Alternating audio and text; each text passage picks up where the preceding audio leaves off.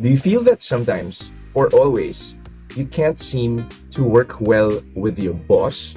Yung pakiramdam mo or napapansin mo, parang almost always, you don't see each other eye to eye. If you can relate to that, stay tuned because I'm gonna be talking about that next.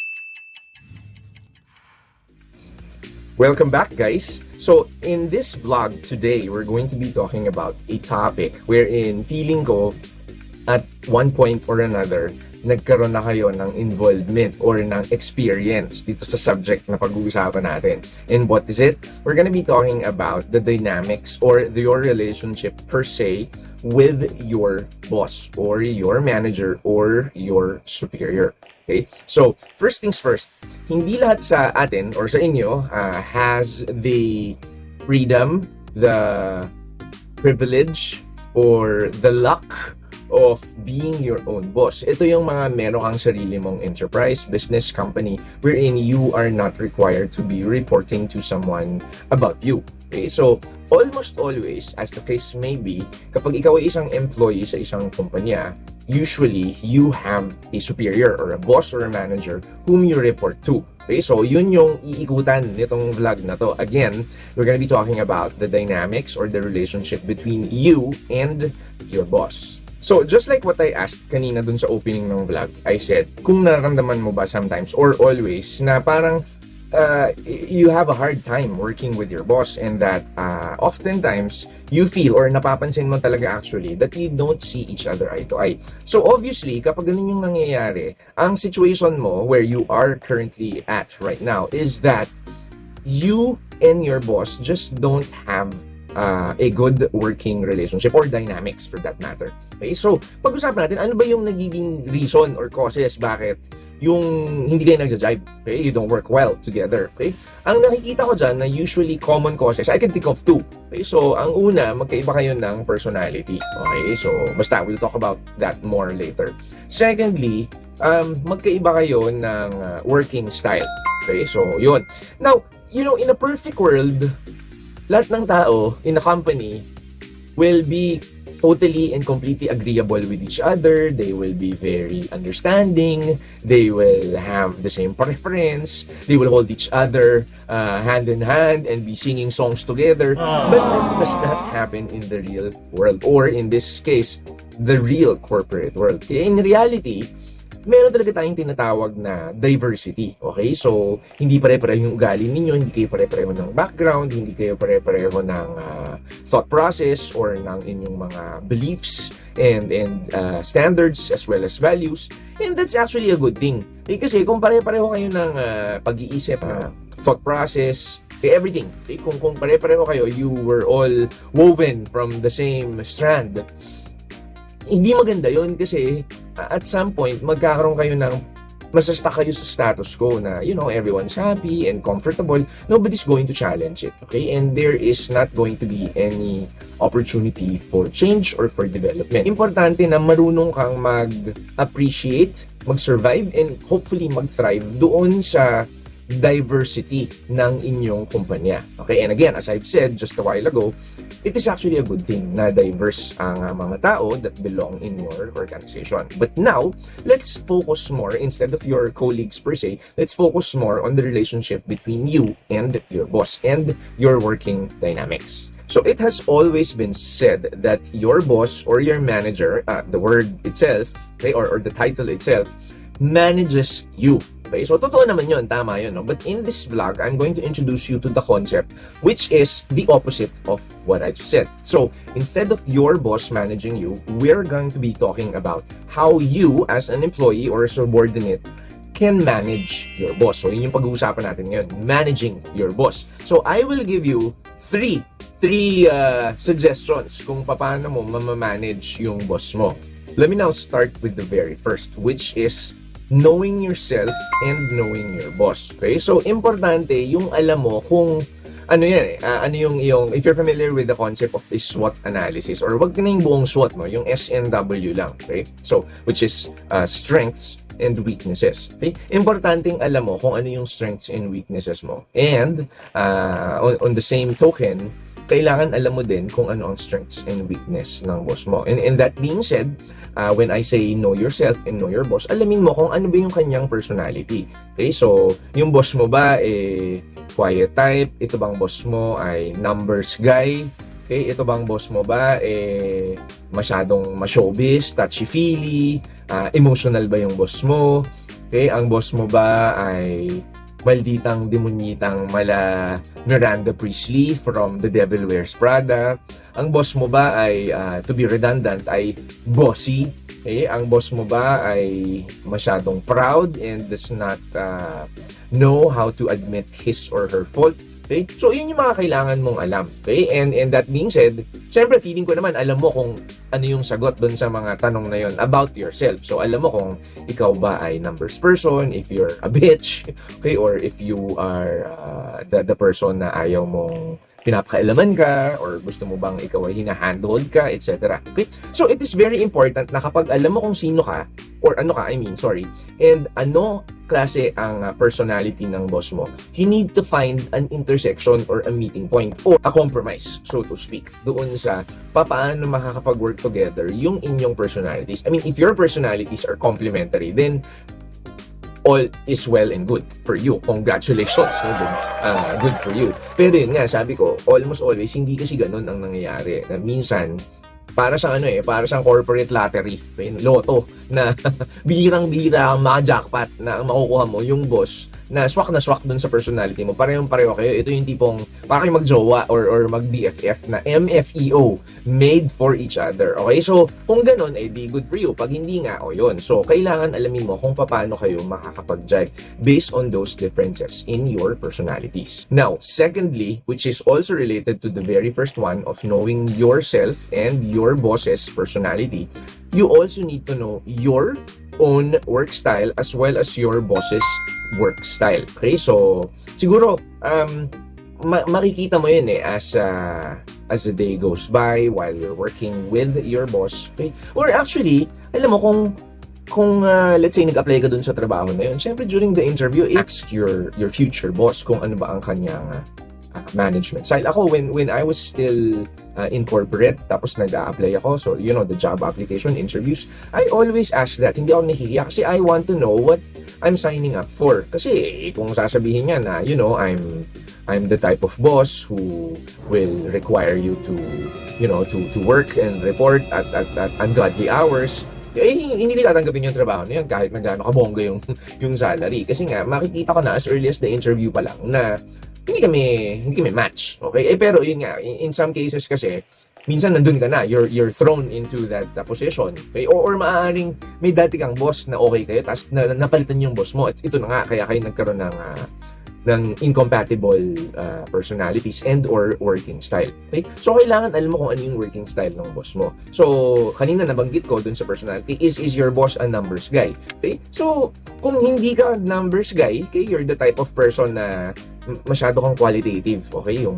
nga, may showbiz ka, you're all about the pizzazz, the presentation, and all that.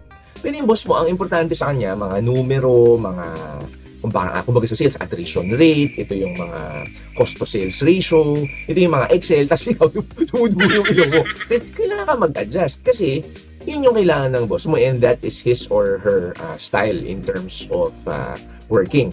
Ano pa ang isang example na niisip ko na working style na maaaring hindi kayo pareho? Siguro I'd like to start with, meron kasing tatlo, no? Actually, maraming different types of leadership styles, okay? and or working styles. Okay? So, I'll tell you those three. Okay? So, meron tayong tinatawag na autocratic, meron tayong tinatawag na democratic, meron din tayong tinatawag na laissez-faire. Okay? So, ano yung tatlo na yun? So, yung autocratic, ito yung boss na siya yung laging tama, siya yung laging masusunod. Ito yung boss mo, si Miranda Priestley, or gawin natin mas matanda, tas mas historical. Si Hitler ang boss mo. So, ito yung, it has to be my way, or the highway. Okay, so yun yung isang klase. So, ang working style ng autocratic, siya yung laging nasusunod. So, paspasan, mabilisan, hindi pwedeng dili-dali. Okay, this is a person who's very strict. Okay, yung pangalawang working style, or leadership style is democratic. So, from the name itself, demokrasya. So, ito yung tao na tinatanong ka kung, what do you think? O Ben, ano sa palagay mo? O guys. Okay, so, ito yung mahilig sa mga consensus. Okay, ito yung medyo machami siya, no? To a certain extent. So, ito yung, ayun nga, bago gumawa ng desisyon, kailangan everybody happy or takes a vote. Okay, so, ang working style niya, ayan, mahilig yung mag-meeting, kumukuha na ng mga updates, nagtatanong kung, kumusta na yung lahat. Okay, so, tell me if there's any problem, gano'n. Okay, so, approach me, yun yung sinasabi, approach me at my desk or in my cubicle kung meron kayong questions. Yun si democratic. Okay, ito namang pangatlo, si laissez-faire. Okay, laissez-faire is a French phrase ba yun, of a word or phrase that literally translates to let alone or leave alone. Di ba nga in economics or in high school pinag-aralan natin yon, si Adam Smith, yung laissez-faire method na walang pakialamanan. So may ganong leadership or working style ang mga boss na ito yung guys, basta ito yung kailangan ko, ito yung target, ito yung deadline, bahala kayo sa buhay nyo, I don't care how you do it, but as long as you report to me or you give me the output upon the deadline. Okay, tapos mawawala na siya. Okay, ngayon, pwede mo siyang puntahan kung may tanong ka. Okay, pero hindi ka niya pakikialaman. Hindi katulad ng, let me go back to number 1. Ito yung, nandun siya sa likod mo habang nagtatrabaho ka, tinitignan niya lahat ng ginagawa mo, tapos nangingialam yan. To a certain extent, nagma-micromanage pa yan. Okay? So, kailangan alamin mo kung alin siya dun sa, tatlo na sinabi ko. Okay? Kung ang working style mo ay jibe doon sa working style ng boss mo, di congrats. Okay, so, nanalo ka sa lottery. Pag hindi, mag-adjust ka. Kasi nga, at the end of the day, it is your boss who's going to be appraising or evaluating your performance. Okay, so it is important that your boss is happy with your performance and you're only going to be achieving that kapag nag-adjust ka doon sa working style niya. Now, let's go to the third and last pointer for how to manage your boss. Okay, so, kanina, na-mention ko yung concept ng performance appraisal or performance evaluation. So, for you who are not familiar with the concept, ang performance evaluation or performance appraisal ay ginagawa ng mga company usually towards year-end in order for them to be able to assess your performance. So, titingnan nila kung did you do poorly, did you meet expectations and standards, or did you exceed performance standards and expectations. And if that were to happen, would it merit maybe a promotion, okay? Or maybe, kung hindi man promotion, more responsibilities, okay? Tapos, kaakibat nun, usually, kapag may promotion or more responsibilities, does it also merit an increase, okay, or a bonus? Okay, so yun yung purpose ni performance appraisal. So why did I mention that? Kasi ang number 3, you need to be able to have mutual expectations with your boss. Kasi ganito yan, bago magsimula yung taon, pag-uusapan ninyo kung ano ang inyong KRAs and KPIs. So KRAs is key results or responsibilities, key results areas. And ito yung mga, ano yung mga dapat mong gagawin nga for that year alone. Okay, and then, pag-uusapan nyo din, kaakibat, okay, kasama ng KRAs, ano yung KPIs or Key Performance Indicators. Okay, ito naman yung mga measurements or mga standards na para ma-measure nga nila, yun, pagdating ng dulo ng taon, pag magpa-performance appraisal, para malaman ng management kung na-meet mo nga at the very least or not, or na-exceed mo yung mga expectations that were set at the beginning of the year. So, kapag nagpa-planning pa lang kayo ng boss ninyo, and you will have a planning session at the beginning of the year, or bago pa magsimula yung taon, kailangan malinaw yung lahat ng expectation sa'yo. Hindi ka lang dapat, yes ma'am, na okay po, yes ma'am, yes sir. Okay? Kailangan i-assess mo, kasi going back to the very first pointer na know yourself, and number 2 pointer na know your working style, kailangan kilala mo kung ano yung capabilities mo, tsaka yung sa SWOT nga, di ba? Alam mo yung strengths and weaknesses mo.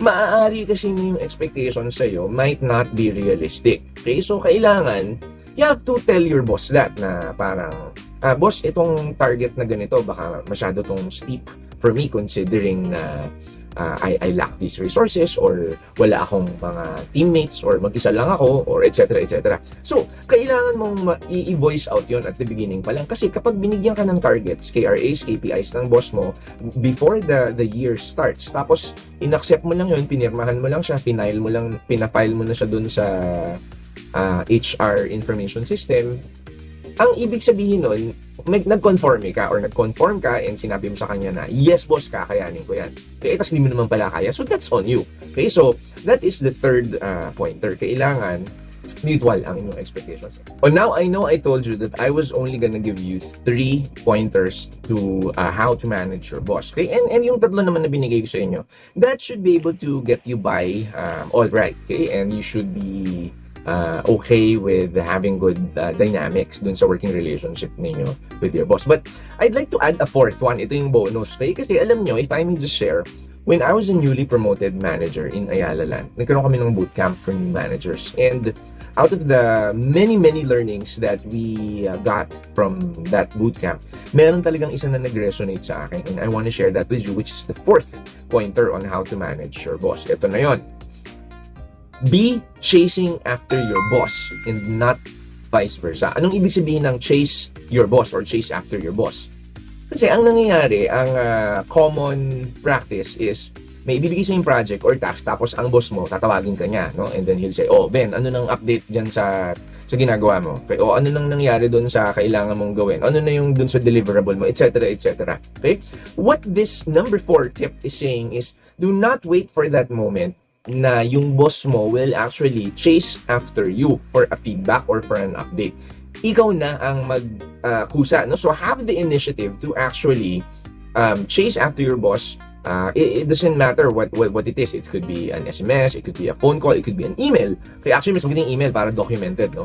So bigyan mo siya ng update. Sabihin mo sa kanya, boss, no, just to give you an update, etong binigay mo sa akin na project last week na ang deadline ay end of this week. We're right on track, kaya lang ang naging challenge ko so and so. Okay? So kailangan alam niya kung ano yung nangyayari even if hindi niya pa hinihingi sa yung information na yun. Okay? So that actually gives your boss a sense na yun nga, you're on top of it, and by being on top of it, yung mapagkakatiwalaan ka niya or he or she can depend on you. Okay? And speaking of being a dependable employee or subordinate, okay? Ano pa ang mga magiging basihan ng boss mo for being dependable aside from that chasing after her and giving her update? Okay? Napaka-importante syempre yung competency. Okay? Of course, yung competency which relates to your skills. The assumption here is hinire ka dyan sa position mo because you have the basic skill sets or competencies needed for that post. Okay? So, kailangan regularly on a constant manner or basis, pinapakita mo sa kanya na at the very least, ginagawa mo or fino-fulfill mo yung competencies mo na yun. Okay? And even better, na nag-i-improve ka, nadadagdagan ka ng skill sets. And next, I'd like to add, aside from competency, kailangan din yung siguro integrity. Okay, I wanna actually put that as the last one. No? So integrity is also very important kasi nga if you are a person who cannot be trusted, how do you think your boss would depend on you? Okay, so very important yon, yung ikaw ay mapagkakatiwalaan in terms of may integridad ka. Siguro simply define integrity, di ba? Sabi nila integrity is doing what is right even when nobody is looking. In closing, I want to circle back to what I said earlier in this vlog. Nasabi ko, ang pagkakaroon ng boss, para siyang lottery, no? Na swertihan niya na makakuha ng boss that would be a perfect fit with you, or pag mamalasin ka, yung isang boss na talagang hindi kayo seeing eye to eye. But if you follow these 3+1 tips that I gave you, chances are, and hopefully, you should be able to adjust well. And by saying that, I am also, hindi na insinuating, I'm actually telling it to you straight, na ikaw na mismo ang kailangan mag-adjust. Malamang alaman yung boss mo yung mag-adjust sa'yo, di ba? Boss nga siya eh. So, ikaw yung matutong mag-adjust doon sa personality, work style, the need for information, okay, ng boss mo. Okay? And since you're the subordinate, you need to be able to keep proving your worth. Okay, doon sa kanyang, sabi ko nga, sa kanyang trust and being able to depend on you. Okay? Pero ako, naniniwala ako na at the end of the day, lahat naman ng bagay ay napag-uusapan. Okay? So, do not fear that your boss is going to take it against you if you actually voice out something. Be assertive. Okay? Kung meron kang isang bagay, something is actually bothering you, something worries you, or something is making you feel like you might fail or that you might have a hard time, be open to it and then approach your boss, sabihin mo sa kanya yun, okay? And hopefully, okay, you will come up with an agreement on how to address that concern of yours.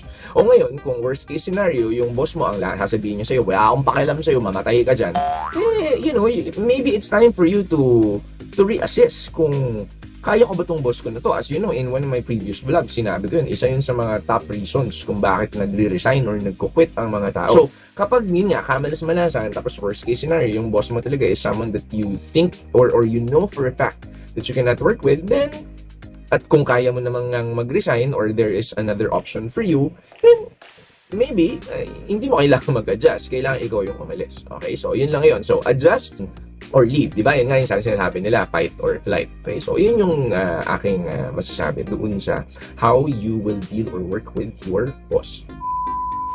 So that, ladies and gentlemen, is the end of this vlog. I hope you learned a thing or two about this topic that we just talked about. And if you have any experience or something to share about how you are able to adjust and make a better work dynamic with your boss, feel free to share it in the comment section below. And that being said, if you have any topics that you want me to talk about in the future, please also put that in the comment section below. So from here in Orion, Bataan, I hope that all of you are healthy, safe, happy, loved, and working harmoniously with the people you work with. I will see you in my future vlogs. This is PJ Bentong. If you like this video, please click like, share it on your social media, and if you haven't yet, click subscribe and that bell.